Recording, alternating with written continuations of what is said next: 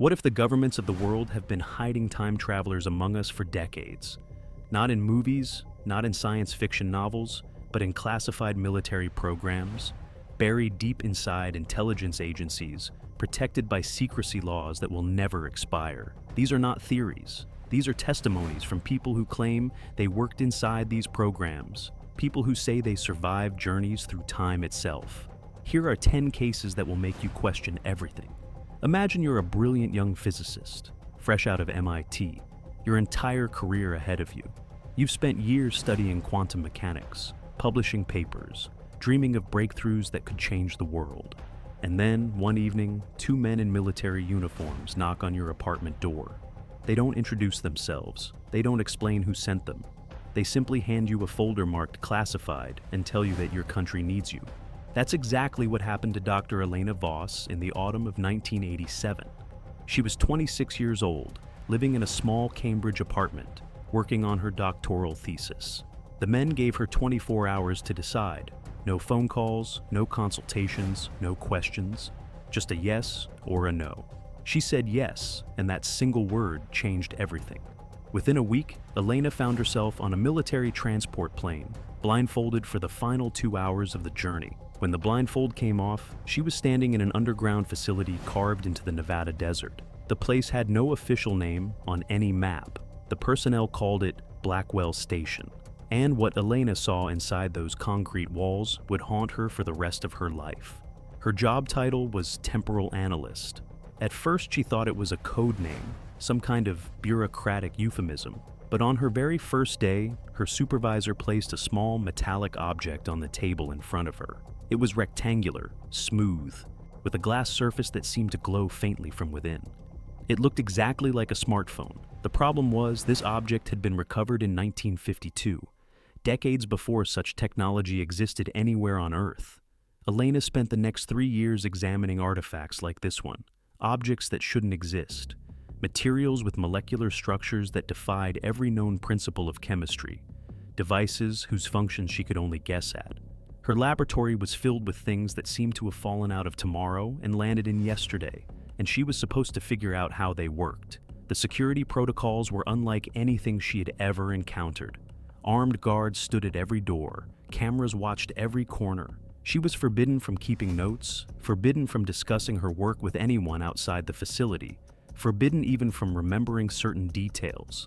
They gave her pills for that, pills that were supposed to blur specific memories while leaving others intact. But the most disturbing moment came during her second year at Blackwell Station. Elena was examining a small crystalline object, no larger than a coin, when her fingers brushed its surface. Instantly, her vision went white. For 3 seconds, she saw something impossible. A city of glass towers rising from the banks of a river, vehicles gliding silently through the air, people moving through streets that shimmered with light. And then it was gone. She gasped, stumbled backward, and the crystal fell to the floor. Her supervisor rushed in, demanded to know what happened, and confiscated the object immediately. Elena never saw it again. But years later, in 2019, she was scrolling through news photographs when she froze. There on her screen was the exact city she had seen in that 3-second vision. Shanghai's Pudong district. A skyline that didn't exist in 1989. A place she had never visited. Yet she had seen it, touched it, felt it through an object recovered decades before those buildings were ever constructed. Elena left Blackwell Station in 1990. The memory restructuring treatments were supposed to erase everything. For 13 years, they worked. But in 2003, fragments began to return. Faces, objects, sensations she couldn't explain. By 2011, she had recovered enough to go public. She released hand-drawn diagrams of the devices she remembered, sketches of technology that bore unsettling resemblance to innovations that only emerged years later. Critics dismissed her as delusional. Skeptics called her a fraud. But Elena never wavered. If her story is true, then somewhere beneath the Nevada desert, there are vaults filled with artifacts from our own future, technology that governments have been hiding for over 70 years. And the question we have to ask ourselves is terrifying in its simplicity. If they've had these objects all along, why haven't they released them? What are they waiting for? And what do they know about our future that they're not telling us? Picture yourself in the Iraqi desert, the year 2005. The sun is brutal, the air thick with dust, and you're leading a convoy of armored vehicles through hostile territory. You've done this route 100 times. You know every turn, every checkpoint, every shadow where danger might be hiding. But today something feels different. The sky looks wrong, the radio crackles with static that won't clear. And then, without any warning, the world around you simply stops making sense. That's exactly what Sergeant Marcus Webb experienced on a scorching afternoon near Tikrit. He was a decorated soldier, 12 years in the Army, leading a routine patrol through a sector his unit knew by heart. Nothing about that day should have been unusual, but what happened over the next few hours would change everything he believed about reality. It started with the sky. Webb later described it as turning a sickly greenish color, like the atmosphere before a tornado, except there were no clouds, no wind, no storm, just that impossible green light spreading across the horizon. Then the electronics began to fail, radios filled with piercing static. GPS units flickered and died. The compass in Webb's vehicle started spinning wildly, its needle refusing to settle on any direction. His driver slammed the brakes, and the entire convoy came to a halt. And then, everything went black. Not like nightfall. Not like closing your eyes. Webb described it as the complete absence of anything. No sound, no sensation, no awareness of his own body. Just absolute nothingness. When consciousness returned, he was still sitting in his vehicle, his hands still gripping the same armrest, his driver still frozen beside him. But something had changed. The GPS unit flickered back to life, and Webb looked at the screen. The coordinates were correct. They were exactly where they had been moments before, but the date was wrong. According to the system, it was 72 hours earlier, 3 days in the past. Webb assumed it was a malfunction. Equipment failed all the time in the desert heat. But then his radio crackled, and he heard a voice he recognized, his own voice, giving orders he had given 3 days ago. He looked through the dusty windshield and felt his blood turn to ice. Coming down the road toward them was another convoy. The same vehicles, the same markings, the same soldiers. His own patrol, heading out on the exact mission they had already completed. Webb watched himself drive past. He saw his own face through the window of the lead vehicle, completely unaware that another version of him was watching from just 50 meters away. The moment lasted perhaps 30 seconds. Then the greenish light pulsed again. The radios screamed with static, and reality seemed to snap back into place. The other convoy vanished. The sky returned to its normal burning blue, and every soldier in Webb's unit sat in stunned silence, trying to process what they had just witnessed. Within hours, the situation escalated beyond anything Webb could have anticipated. A specialized unit arrived by helicopter, soldiers in unmarked uniforms who didn't identify themselves or their agency. They confiscated every piece of equipment, every camera, every personal device. They separated the soldiers and interviewed each one individually. The men who conducted the interviews introduced themselves only as representatives of the Department of Temporal Affairs. Webb had never heard of such a department. He's still not sure it officially exists. Every soldier who witnessed that day was given an immediate medical discharge with full benefits. The condition was simple: absolute silence. No interviews, no memoirs, no conversations with family or friends. Webb kept that promise for 14 years. But in 2019, doctors diagnosed him with terminal cancer. He decided he had nothing left to lose. In his final interviews before his death in 2021, Webb spoke with calm certainty about what he experienced. He described the green sky, the temporal displacement, the terrifying sight of watching his own convoy drive past. And he said something that still echoes through the small community of researchers who study these phenomena. We weren't the only unit this happened to. There are others out there, soldiers who saw what I saw. They just haven't found the courage to talk yet. Maybe someday they will. Imagine you're a military doctor, trained to treat wounds, infections, battlefield trauma. You've seen broken bones and shrapnel injuries, burns and bullet holes. Nothing surprises you anymore. And then one day, you're transferred to a new unit, a classified medical ward where the patients suffer from conditions that shouldn't exist, conditions that seem to break the fundamental laws of biology itself. That's the reality Dr. Hannah Richter walked into in the spring of 1997. She was a naval physician stationed at a base in San Diego, competent, respected, with 7 years of service behind her. When her commanding officer told her she was being reassigned to a specialized medical unit, she assumed it was a promotion. She had no idea she was about to enter a world that would shatter everything she thought she understood about medicine and time. The unit had no official name. Personnel simply called it Ward 7. It was located in a separate building on the far edge of the base, surrounded by fencing and guarded by soldiers who never spoke. Hannah's first patient was a 32-year-old man, an Army sergeant who looked healthy at first glance. But when she examined his x-rays, she felt her hands begin to tremble. His left hand showed the bone density of an 80-year-old man, brittle and deteriorating. His right hand was completely normal, matching his actual age perfectly. It was as if two different timelines were operating inside the same body, aging different parts at different rates. The sergeant couldn't explain what had happened to him. He said he had volunteered for an experimental program, but the details were classified even from him. He just knew that after the experiment, his body stopped making sense. Hannah treated dozens of patients like this over the next 4 years, men and women whose cells seemed to exist in multiple moments simultaneously.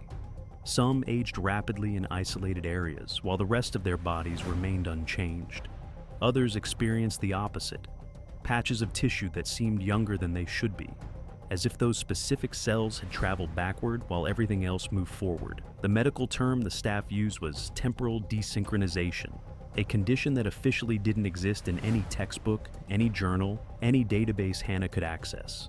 She was forbidden from researching it, forbidden from discussing it, forbidden even from writing the words in her personal notes. But she wrote them anyway, in secret, in a journal she kept hidden in her apartment off base. The most disturbing cases were the ones who remembered things that hadn't happened yet. One patient, a young lieutenant with prematurely gray hair, described in vivid detail an attack on American soil. He spoke of planes hitting buildings, smoke filling a city skyline, thousands of people running through streets covered in ash. He described this in 1997, 4 years before September 11th, 2001. Hannah wrote down every word he said. When she watched the news coverage on that terrible morning in 2001, she recognized the images immediately. They matched his description almost exactly. The towers, the smoke, the chaos. A man suffering from temporal sickness had seen it years before it occurred. The treatment protocols Hannah was ordered to follow were unlike anything in standard medicine. The process was called anchoring therapy. It involved a combination of electromagnetic stimulation, experimental medications, and something the staff referred to only as recalibration. The goal was to resynchronize patients with the current timeline, to force their fractured cells back into a single temporal flow. Sometimes it worked. Sometimes the patients stabilized and were quietly discharged, their records sealed, their futures uncertain. But many didn't recover. They remained trapped between moments, their bodies unable to decide which version of time they belonged to. Hannah left Ward 7 in 2001. She was given an honorable discharge and a generous pension on the condition that she never speak about what she had witnessed. She kept that promise for 14 years, but in 2015, she anonymously submitted her secret notes to an underground medical journal. The documents described conditions that mainstream science still refuses to acknowledge. Her final entry contained a sentence that still haunts researchers today. The patients I treated were the survivors, the ones who made it back. I was told most volunteers never returned at all, and nobody would tell me where they went. What if there was a machine that could show you the future? Not send you there, not transport your body through time, but simply let you watch events that haven't happened yet, like looking through a window into tomorrow. It sounds like science fiction, but according to one former Air Force officer, such a device has existed for decades, hidden in a classified facility in the Nevada desert, and he claims he personally witnessed it in operation. Lieutenant Colonel James Whitmore served 22 years in the United States Air Force, retiring in 1998 with top-secret clearance and a distinguished service record. For most of his career, he worked on conventional military projects, radar systems, communications equipment, standard classified work. But in 1986, everything changed. He was transferred to a facility that didn't appear on any official map, given a new security clearance level he didn't know existed. and introduced to a program called Project Looking Glass. The name sounded almost whimsical, like something from a children's story, but what Whitmore saw inside that facility was anything but whimsical. At the center of a massive underground chamber stood a device unlike anything he had ever encountered. It was a large circular frame, perhaps 12 feet in diameter, constructed from a metal he couldn't identify. And suspended within that frame, defying every law of physics Whitmore understood, was what appeared to be liquid mercury. But this liquid didn't fall. It didn't flow. It hung perfectly still within the frame, its surface shimmering with an otherworldly iridescence. The operators called it the window, and Whitmore quickly learned why. The device didn't transport objects or people. Instead, it displayed images, moving pictures of events that had not yet occurred. Operators would input coordinates, not locations in space, but specific dates in time. And the liquid surface would ripple, blur, and then resolve into scenes from the future. Whitmore describes the experience as both mesmerizing and deeply unsettling. During his time with Project Looking Glass, he witnessed footage of events that later came true with disturbing accuracy. He saw the fall of the Berlin Wall 3 years before it happened. He watched military operations in the Persian Gulf that wouldn't be launched until 1991. Most disturbingly, he claims he saw footage of the Oklahoma City bombing months before Timothy McVeigh drove that truck into the Alfred P. Murrah Federal Building. The images were not always clear. Sometimes they were fragmented, blurry, difficult to interpret. The machine could only look forward, never backward, and the further into the future operators tried to see, the more distorted the images became. But for events within a few years, the clarity was remarkable. Whitmore says he watched history unfold before it happened, standing in that underground chamber while the liquid mercury showed him tomorrow. The security surrounding Project Looking Glass was the most intense Whitmore had ever encountered. Personnel were forbidden from outside communication for months at a time. Armed guards with orders to shoot stood at every entrance. Every staff member was issued a suicide pill, to be taken if capture by foreign agents became imminent. The technology was considered that valuable, that dangerous, that irreplaceable. When Whitmore asked where the device came from, he was told only that it was based on recovered technology. Recovered from what? He was never explicitly informed, but the implications were clear. This was not something human engineers had invented. This was something that had been found, something extraterrestrial. Whitmore left the program in 1989 and spent the next 3 decades keeping his silence. But in 2022, at 78 years old, he decided the truth mattered more than his own safety. When asked why he finally came forward, his answer was simple. They can't do anything to me anymore. I'm too old to threaten, too old to silence. But people deserve to know what their governments have seen. They deserve to know that somewhere out there, someone is watching our future unfold, and they're not telling us what they see. If what Whitmore describes is real, then the question becomes terrifying. What have they seen that we don't know about? Most viewers watching right now aren't subscribed yet. If these cases are already making you question reality, you don't want to miss what's coming next. Subscribe now, because the deeper we go, the stranger this gets. Imagine you're 19 years old, sitting in a government office, being told that you possess a rare genetic trait. A trait so unusual that fewer than 1 in a million people have it. And because of this trait, you've been selected for a program so classified that even acknowledging its existence is a federal crime. You're not being asked to join, you're being recruited, and the mission they're offering you is beyond anything you could have imagined. Travel through time, witness history firsthand, report back what you see. That's the choice Victoria Sinclair claims she faced in the summer of 1984. She was a college student studying linguistics when 2 men in dark suits appeared at her dormitory. They said they represented an agency she had never heard of, and they had been watching her for years. Psychological evaluations she thought were routine college assessments were actually screening tests, and she had passed every single one. Victoria was taken to a facility connected to Montauk Air Force Station on the eastern tip of Long Island. The place had been officially decommissioned years earlier, but behind the rusted fences and abandoned buildings, something else was operating, something hidden. She spent 6 months in training, learning historical protocols, period-appropriate languages, survival techniques for eras without modern medicine or technology. And then came the moment she had been preparing for. her first mission. The target date was September 6, 1901. The location was Buffalo, New York. The event was the assassination of President William McKinley. Victoria's assignment was simple in theory, but almost impossible in practice. Observe the assassination. Confirm historical accuracy. Do not interfere under any circumstances. She describes the displacement process as violent and disorienting. One moment, she was standing in a sterile chamber, surrounded by humming machinery. The next, she was lying in tall grass behind the Pan American Exposition, her period clothing damp with morning dew, her body trembling from the shock of transition. She had exactly 8 hours before extraction. Victoria made her way through the crowds, marveling at the sights and sounds of a world more than 80 years before her birth. The clothes, the accents, the smell of horse manure and coal smoke. Everything felt impossibly real, impossibly present. And then she saw him. President McKinley, shaking hands with admirers in the Temple of Music. And approaching through the crowd, a young man with his right hand wrapped in a white handkerchief. Leon Czolgosz. Victoria knew what was about to happen. She had studied this moment in excruciating detail. She knew that beneath that handkerchief was a concealed revolver. She knew that in seconds, Czolgosz would fire 2 shots into the president's abdomen.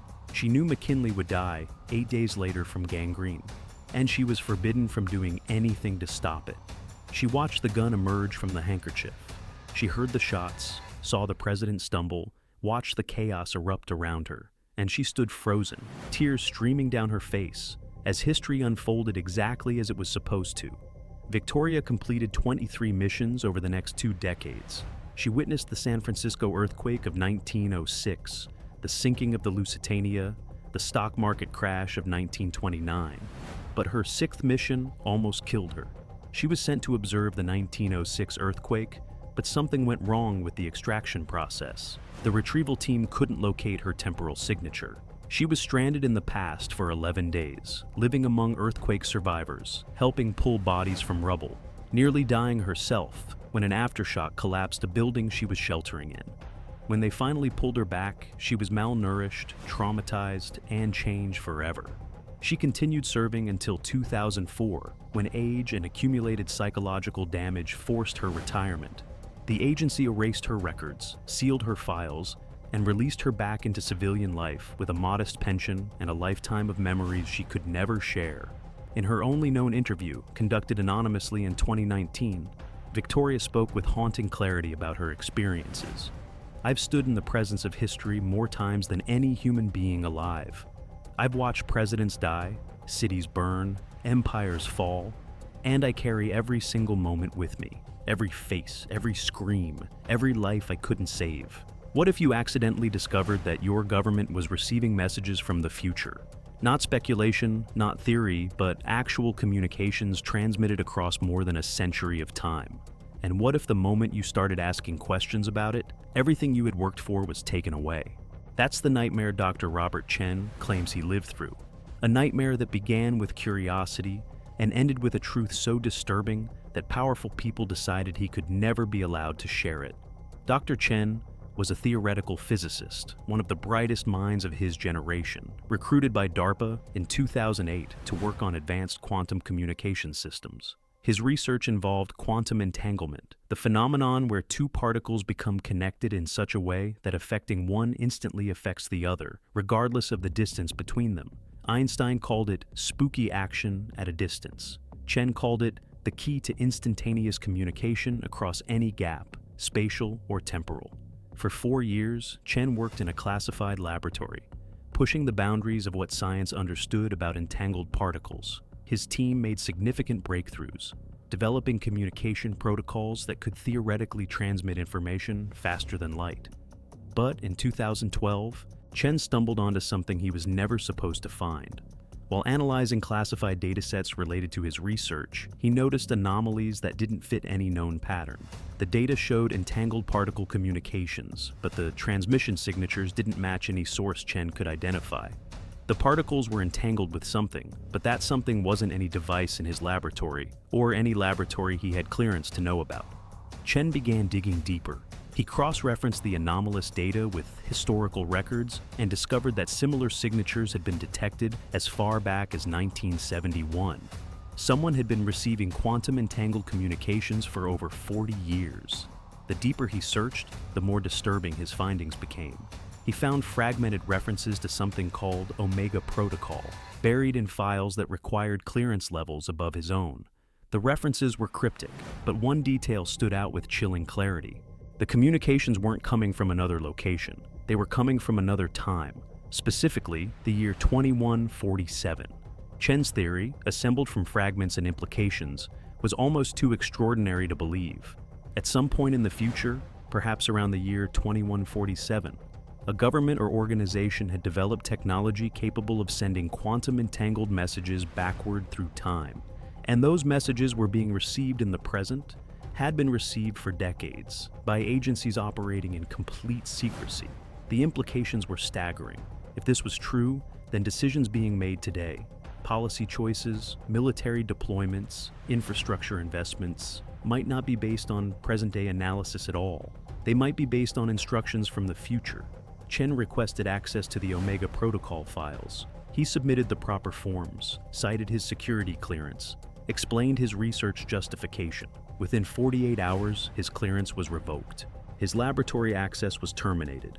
Armed security officers escorted him from the building, and he was informed that his employment with DARPA was concluded effective immediately.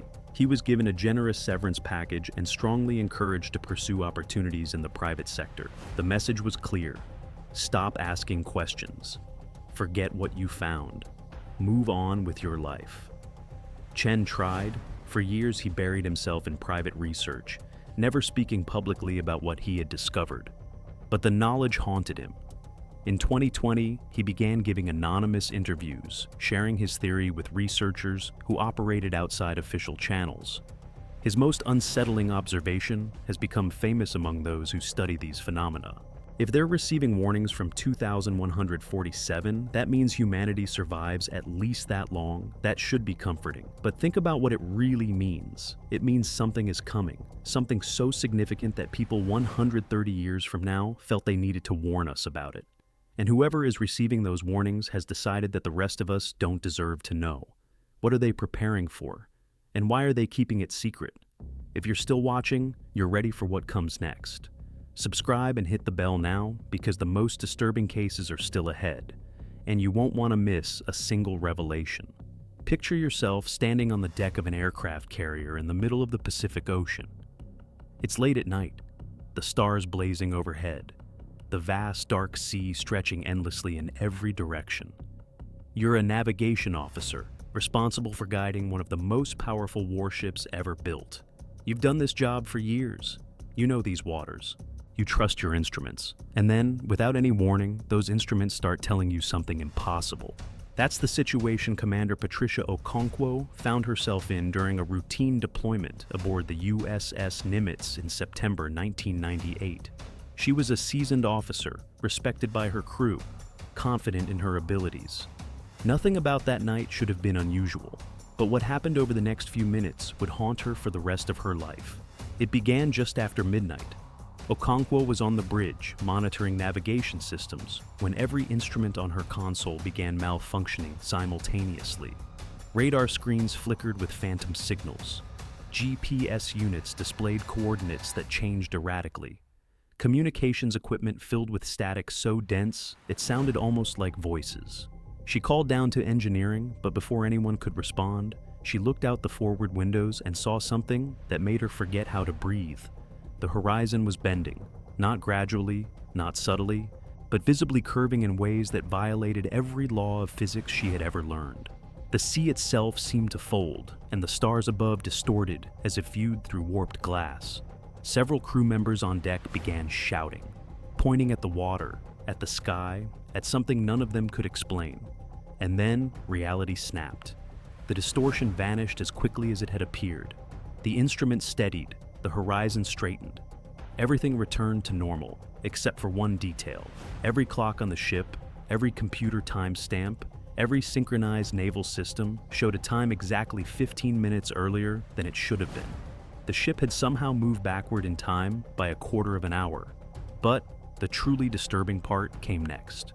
Crew members who had been on deck during the event began reporting something impossible. They had seen themselves.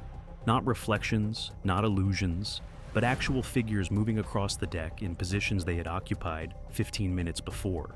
Okonkwo herself saw her own silhouette standing at the exact spot where she had been standing before the distortion began.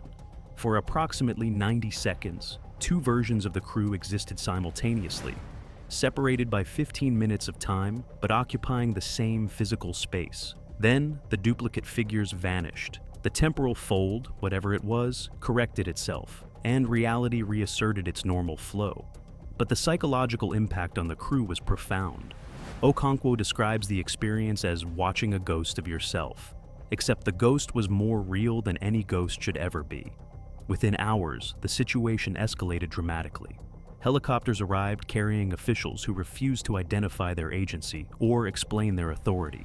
Every crew member who witnessed the event was interviewed separately, their accounts recorded, their personal devices confiscated. The questioning lasted for days, and when it was over, every single witness was offered an early retirement package with enhanced benefits. The conditions were non-negotiable: accept the package, sign the confidentiality agreement, never speak of what happened aboard the Nimitz that night. Most accepted. The packages were generous, the implicit threats clear enough.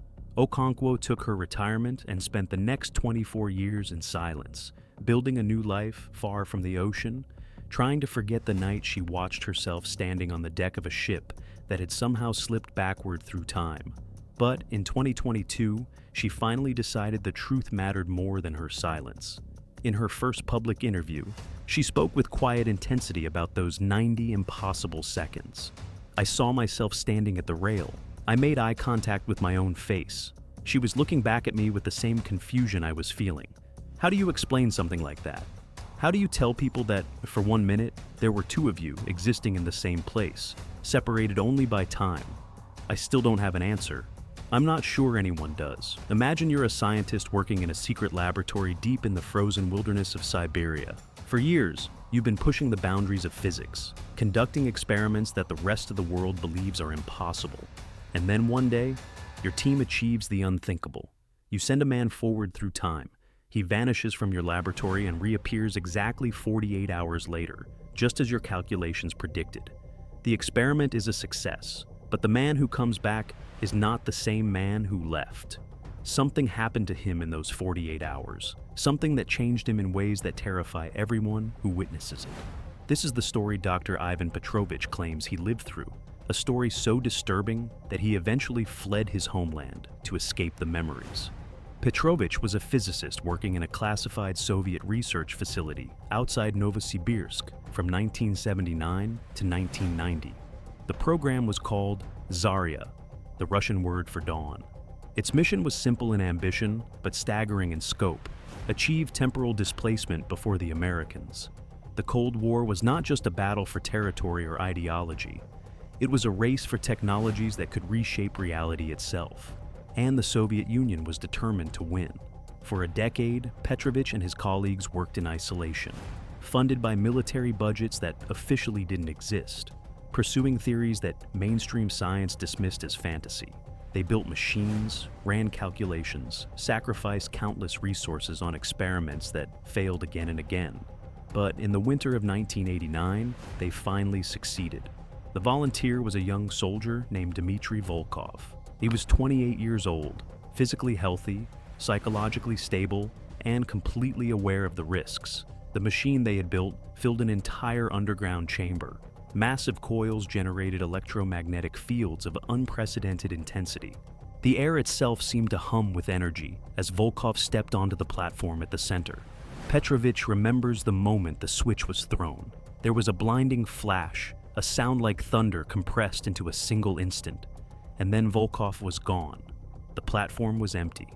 The experiment had worked. For the next 48 hours, the team waited in tense anticipation. Their calculations indicated that Volkov would reappear at the exact same coordinates, displaced forward in time by precisely 2 days.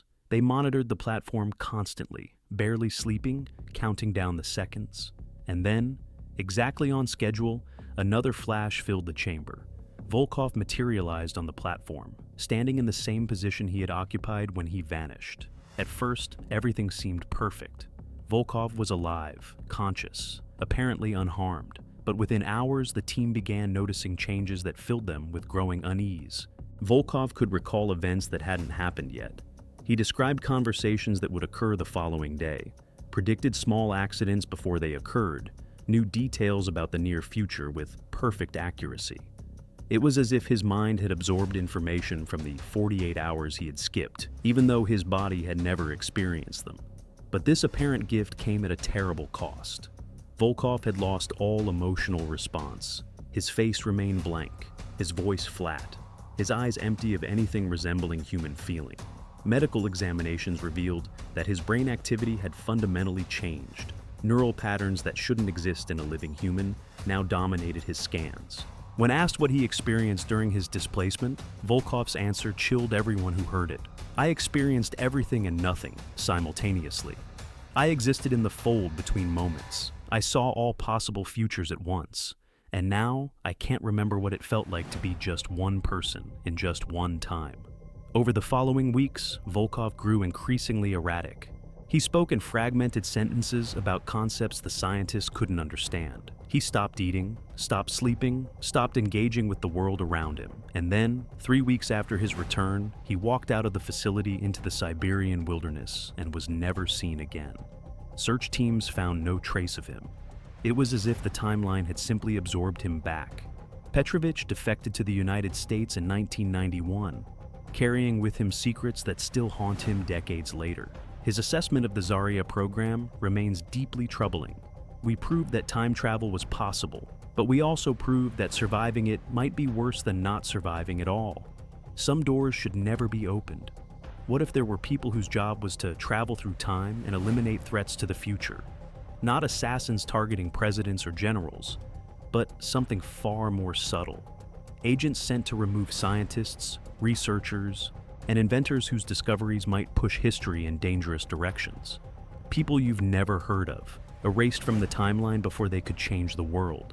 It sounds like the plot of a science fiction thriller, but according to one man who claims he worked in exactly this capacity, it's not fiction at all. It's a program that has been operating in secrecy for decades, shaping history in ways we will never be allowed to know. The man calls himself Daniel Morrison. That's not his real name. He says his real identity was erased from all records years ago, part of the process of becoming what he calls a temporal operative. Morrison claims he worked for an agency so classified it has no official name, only a designation, T7. Its mission was timeline protection, ensuring that certain technological developments occurred on schedule while preventing others from ever happening at all. He was recruited in 1986, selected for psychological resilience, historical knowledge, and a particular talent for blending into unfamiliar environments. His training lasted 2 years and covered everything from period-appropriate languages to hand-to-hand combat techniques that wouldn't leave forensic evidence detectable by the technology of target eras. His first mission was sent to the year 1943. His target was a German physicist named Werner Holtz. You've never heard of Holtz, neither has anyone else. And according to Morrison, that's exactly the point. Holtz was a brilliant researcher working on atomic energy in wartime Germany. His work was years ahead of his colleagues, and intelligence projections suggested that if he completed his research, Nazi Germany might have developed nuclear weapons far earlier than the Allies. Morrison's mission was not assassination in the traditional sense. T7 operatives were forbidden from direct killing except in extreme emergencies. Instead, their role was subtle intervention. Redirect careers, destroy research, create circumstances that would lead targets away from dangerous discoveries. Morrison spent 3 weeks in 1943 Berlin posing as a Swiss journalist covering the German scientific community.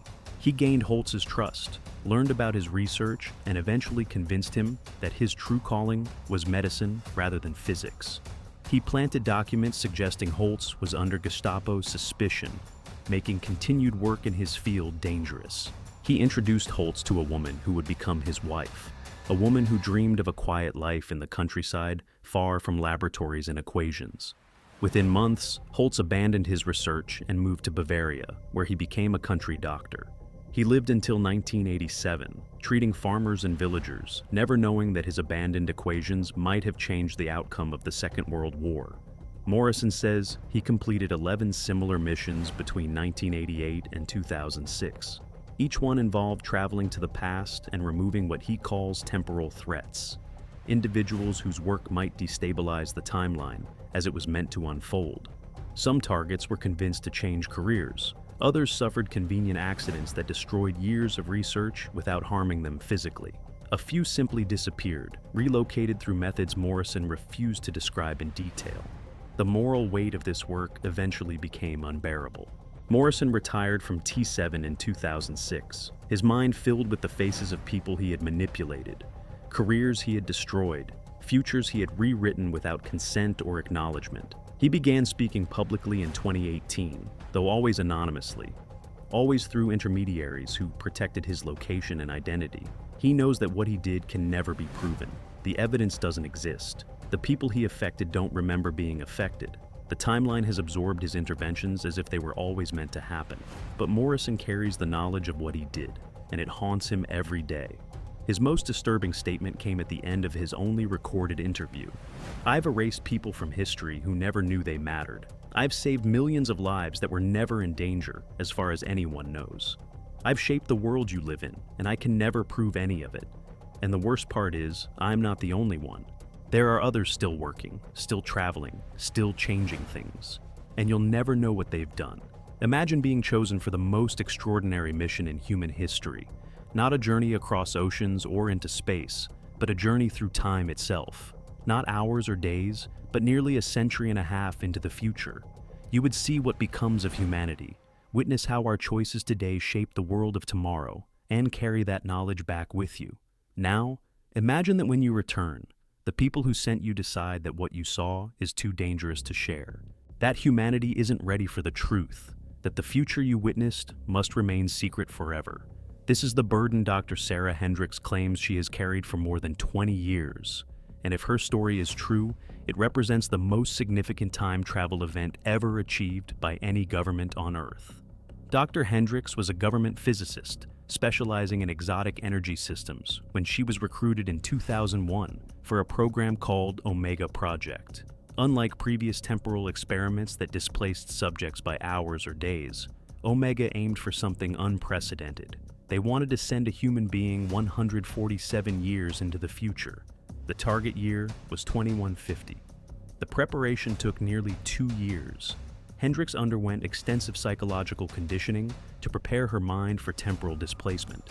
She received experimental medications designed to protect her cells from what scientists called temporal shear, the physical stress of being torn from one point in time and reassembled in another. A recovery team was established, trained to wait at precise coordinates for her return signal. Everything was calculated down to the second.